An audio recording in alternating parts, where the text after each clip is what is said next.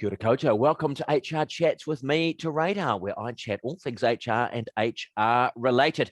It's an ongoing series of podcast chats. If you have caught up with many of the other episodes, welcome back. If you're new to this, feel free to enjoy this and then go and catch up with the other excellent episodes. Today, we're talking Coco. I'm joined by Benji and Renee. Benji is the New Zealand market manager, and Renee is what are you, Renee?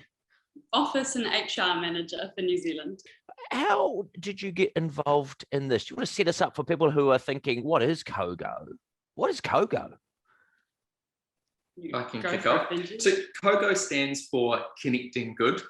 Our purpose is really to empower Kiwis and the British, and we're soon to enter Australia to have a positive impact on people and planet.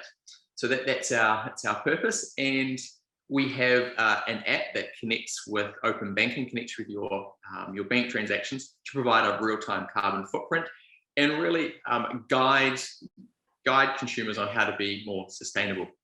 I think that's the short of it. Yeah, absolutely. We're sort of hoping it becomes a Google for good business kind of is something our partnerships lead always says, which I love. So is it something that is aimed towards individuals, corporates? You know, we're talking today around that sense of incorporating sustainability into HR. Can a corporate incorporate this and put it into their systems and track themselves in real time? More employees. So corporates would partner with us. They could promote Coco to their employees. To enable them to live a more sustainable life and understand their carbon footprint, what makes up their carbon footprint, and how they can reduce it. And that is because, broadly, when we look at corporates and the efforts they're doing to reduce their carbon footprint or their impact on the environment, their impact is so much larger when they actually start nudging their employees to care. By 100 times the impact, or their employees have 10 or 100 times, hundreds of times the impact as actually the operations of the company itself. So really, it's by empowering employees that corporates can actually maximise their positive impact. Great. Where'd the idea come from? Who started it? It would be Ben, our CEO and founder. Tell Ben's story if you like. Yeah, Ben has always been incredibly purpose-led. He worked at Treasury for many years on the emissions trading scheme, on carbon footprinting on a global level, and I think he felt that consumers should be leading this movement. It shouldn't be all on governments, and that's where the power would be. As much as governments can legislate and create regulations to push businesses in the right direction, really it was going to be consumer led, this drive for a lower carbon economy. Marvelous. Now people will be looking at this and thinking, fantastic, that's something I can do. But are you, what are you doing there at Coco to walk the talk, to be the leaders in that within your own particular organization? Because often, you may find an organization who thinks this is great, and then, but how can I emulate, what is best practice within an organization such as yourselves? Yeah, absolutely. So obviously at Coco, we are trying to help people in the planet, but we also have our own people at the heart of everything we do. And so obviously we're trying to create a sustainable business as well, which doesn't only mean that we have oat milk, and things like that. It also means that we try and create a great culture and a great environment for people to work in, so that our business remains sustainable and sticks around. So I suppose that would start with the hiring process. Now, that doesn't mean that anyone that works for us needs to be completely vegan, drive an EV. Obviously, those are wonderful steps that are going to help to reduce your carbon footprint. But it's more about the general sort of ethos, I suppose, that our employees all have, that we're all really driven to do good work, to do work that helps people in the planet, essentially. So in our hiring process, we'll always ask, I suppose, a value alignment question in the interview, just to check that sort of general life ethos is the same. Yeah, I guess no different from many companies looking, to find people who've got the values that align with whatever they may be, from, unbridled and rampant sort of capitalistic gain through to, hey, I think we can do something a little bit better. We've talked a lot in the last sort of 12 months around purpose. When people come to you in the interview, what are they asking you? That's a good question. What are they asking us? They often ask, in the interviews I've been involved in, they often ask about the culture that we have, the internal culture. And I feel quite proud to say I think we already have and are continuing to build a really great culture. What are some of the questions you get asked? I definitely, it's around our purpose, and how strong does that purpose come through in our, I guess, everyday office lives or company lives. Is revenue actually going to trump everything, or is purpose going to trump everything? Great question, and it's always purpose, to be honest. Which can be challenging when you've come from other companies where it's been revenue focused. The other question I get is also about how do we live our values or our purpose internally, and it comes from a, dare I say, a place of anxiety. Do I have to show up in an EV? Do I have to bike to work? Do I have to everything I eat go vegan? And going back to what Renee talked about, our ethos, everyone's on their own journey. So yes, we need to be values aligned, but not everyone in the office is vegan. We obviously, if you have one vegan meal a week, fantastic. If you bike to work, fantastic. If you need to use the car, a day a week, forward, pick up your kids, that's fine. So I think it's also an understanding that we're all in our own journey. We're all trying to do good, but in our own way and at our own pace. Absolutely. Because that is the thing. Sometimes people are obsessed with the sort of almost the fundamentalism of it, rather than the sort of incremental changes. You can enjoy vegan and vegetarian food without necessarily classifying yourself. And you'd probably see, a lot more flexitarians and various people, and people who may say, look, I want to bike to work, but I'd like to do it on a sunny day. You're in Wellington. Probably not.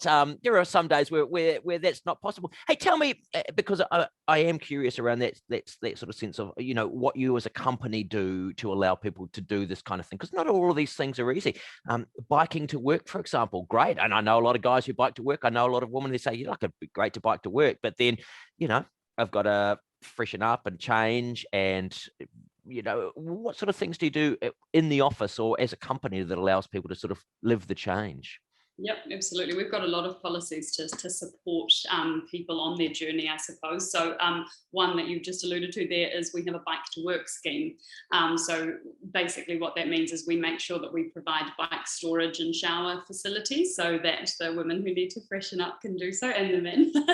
And, for example, when we were looking for an office space last year, I discounted the offices that didn't have those facilities straight away because it wouldn't have been in line with that sort of bike to work scheme. We have a couple of other really cool policies, probably the most unique of which would be the sustainable travel policy. So what that means is that our employees are entitled to another day off if they choose a more sustainable way to travel home. So instead of taking a 1 hour very convenient flight up to Auckland, if they take a 7-hour bus, then we give them another day off for their efforts in reducing the carbon footprint of that travel. So that's a really nice one, and I think probably quite unique. We also have a salary swap. It used to be called salary sacrifice, but we decided we didn't like the word sacrifice. A salary swap scheme where our employees can purchase an e-bike. And then we purchase it basically on their behalf, and then they can incrementally pay it off so that it's not such a lump sum all at once. So yeah, things like that.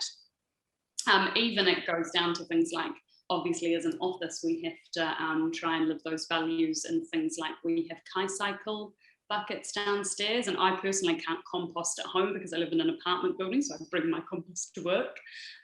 We always make sure that at events we offer vegan and vegetarian options and are supporting local sustainable brands.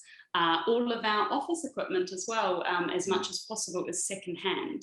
So when we moved into this fabulous new office space that we have, we made sure that all of our desks, all of our chairs were all secondhand. So that's obviously reduced the impact of us moving as well. So yeah, lots of different bits and pieces that we do. And language is important. You know, you talked about that salary sacrifice. That's a harsh kind of word. And actually the way that we change language, you know, even I'm just thinking about, you know, rather than your secondhand furniture, it's all vintage. Repurposed, recycled again, you know, because it's that sense of inclusivity and bringing people in. Do you find how other businesses react? Do they look to this and think, oh, actually, that's a good idea? You know, when people are out and about talking about where they work and how they work and allowing that to filter through into change as well. Definitely. I'm always talking about it. You know, my barbecue chat. Obviously, I don't always talk about work outside of work, but yeah, I'm very proud to advocate for the kind of policies that we have, because I think at the end of the day, they're looking after people, and without people, you don't have a company. So yeah, I find people react really positively to it. Do you, Benji? Yeah, and I was going to say, it's quite often, you know, we meet all these values aligned businesses, and they want to do good, you know, even in the very large corporates, but just don't know how. So it's, you know, knowing the impact and the small actions that you can make. That's what they're so curious about. You know, if they, you know, ask us about our secondhand furniture, it's, you know, did you know it would probably actually save this amount of carbon? It was quite a small sacrifice. It was a very, you know, a small swap to make, and yet it does have a great impact.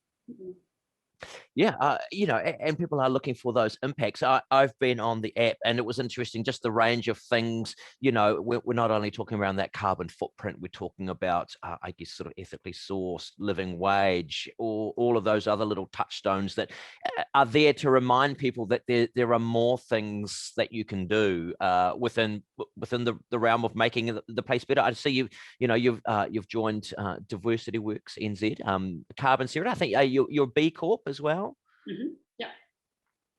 Yeah, we certainly are. Well, that's a really important journey for us, the diversity and inclusion journey, because we only a year ago were probably like 9 to 10 employees, and now in New Zealand we're hiring at the moment actually, but we're sort of up around the low 20s, and then over in the UK we're growing as well. So as we grow, we're also aware that we're on a journey as a company as well, and so we're we've engaged with Diversity Works New Zealand, obviously HRNZ as well, just so that we can empower ourselves to do the best we can for our people and the longevity of our business, I guess.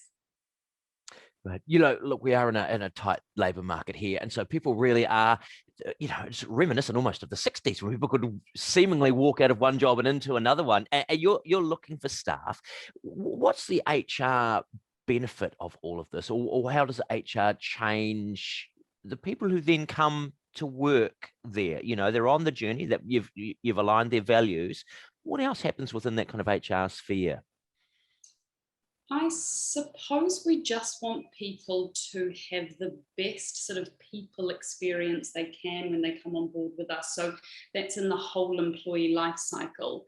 And again, we are on our own journey with that. But that would be, you know, starting with the application process, the interview process, the onboarding process, and then their induction into the company. We want them to feel like they're supported the whole way through, and that what we speak about in the interview, that sort of dream that we sell, is actually also the reality. It's not just sort of you know, something that we say to get people in the door. It actually, we do live those values throughout the whole employee life cycle. And yeah, as I mentioned, we're on a journey ourselves, but that is absolutely the intent with everything that we do. Yeah. Look, because I tell you what, you'd be very quickly exposed if you weren't. And people will think, oh gosh, you know, there's going to be people listening to this and think, gosh, this sounds pretty good. To support other businesses, other HR leaders, what sort of resources do you have for them? Yeah, probably the most obvious is what we've nicknamed Coco Workplace, which is a corporate taking on the Coco app, promoting it to their employees. We can customize the onboarding so that when an employee joins Coco, their company tells their story of why they're supporting Coco and what the employees should be doing with the app, and then supporting them with ongoing educational content and what are the low carbon actions that they can take or consider. What is living wage and how can they maybe support the living wage next time they're looking for a coffee? Maybe they can use the app to look for a living wage cafe. So it's just an ongoing engagement process. And at the end of it, throughout that engagement program, we can create a dashboard, all anonymous, of course, but celebrating all the good that employees are doing. 20% of your employees are now starting to support a living wage business or cafe. 40% of your employees have taken a carbon reduction action and reducing their carbon by X. So it's really trying to quantify the good that your employees are doing on a very anonymous basis. So you can actually, see the results. It's not just pushing content out there. It's actually, creating a measurable positive impact on employees too. Have you thought about gamifying it? Because people love a bit of competition. How each morning, look, I've done better than you. Do you get that sort of sense of friendly rivalry with people? Just using that mechanism to drive change. That's a great question, because within the app itself, we obviously try to gamify, right? Every single month, you're seeing your carbon go up and down. You are seeing where you're comparing to the Kiwi average. To where we're aiming for from a sustainable lifestyle by 2030. So we're gamifying on a personalized level. There is some hesitation to gamify on a company-to-company perspective to some degree. Yes. Because as you said, we want to take the anxiety out of it. We want to make it, these small steps count. Everything counts. Everyone is on their own journey and at their own pace. So yeah, we kind of we're careful with the gamifying between companies, but what we do want to do is, and I go back to those insights dashboards we provide HR or corporates who take on the Coco workplace program. We do want them to celebrate and promote that good. So I guess there is still a form of gamification or competition as other companies celebrate or promote the good that they are creating. Gentle rivalry. Gentle rivalry. Gentle rivalry. And look, really, it's sort of about awareness. So within the app, does it allow people to consciously choose? So, we mentioned the living wage, choose a living wage cafe. Can you do that from within the app? Or is it just something to trigger you to think, actually, I'm going to seek some of these businesses out on my daily walk or through my shopping? I'm going to find those businesses that align more closely with me. Definitely that is... we see that as a bit of an entry point that so you definitely can use the app to look for values aligned businesses. It is an area where we're looking to develop a lot more in the future. We have, I think there's around 2,500 business locations on the app already, but yeah, our goal is to scale that massively. So it's carbon is definitely our focus today, measuring your carbon and pushing to lower carbon businesses and options. But yes, we really want to expand the good businesses within the app in the next couple of years. I use it a Marvelous, lot to find businesses that align though. Like if I'm organising a team lunch or a team dinner, I'll often jump on the app and sort of look at the restaurants that are in the area and try and find one that fits with our values the best that we can. So yeah, you can use it for that. I use it quite a lot for that function. Great, because often the most difficult thing is for people to quantify things, to find out the data. You can be told about it, but unless it's there and it's in a really kind of easily accessible kind of format, it is actually really hard for ordinary people to go about their day-to-day lives and try to quantify themselves. What's been the biggest change or the biggest surprise for you, Renee? On a personal level, just on a personal level, like it's either through using the app or the company or something where you've kind of gone, oh, I didn't know that, or I'm consciously really going to be aware of whatever it may be. Yeah, absolutely. I think awareness is just the biggest thing there. So like I am quite a good example of someone who was definitely, when I joined the company, on a journey. I of course have people are my biggest passion, so people are at the heart of everything I do. And of course I was aware of being, environmentally conscious and sort of eating sustainably. I was sort of vaguely aware of it, but the app and obviously the company has really heightened my awareness. So even things like composting, I will admit, I didn't do that before I worked at Coco. Now I can see how easy it is because I just walk my little compost. I was going to say, I could see you, walking down the streets carrying a little tiny compost thing. That Hard to cycle with, probably. Exactly, you need a little special. I leave the house, I walk with my little compost thing, and sometimes people think I've brought baking, and I'm like, no, it's my compost.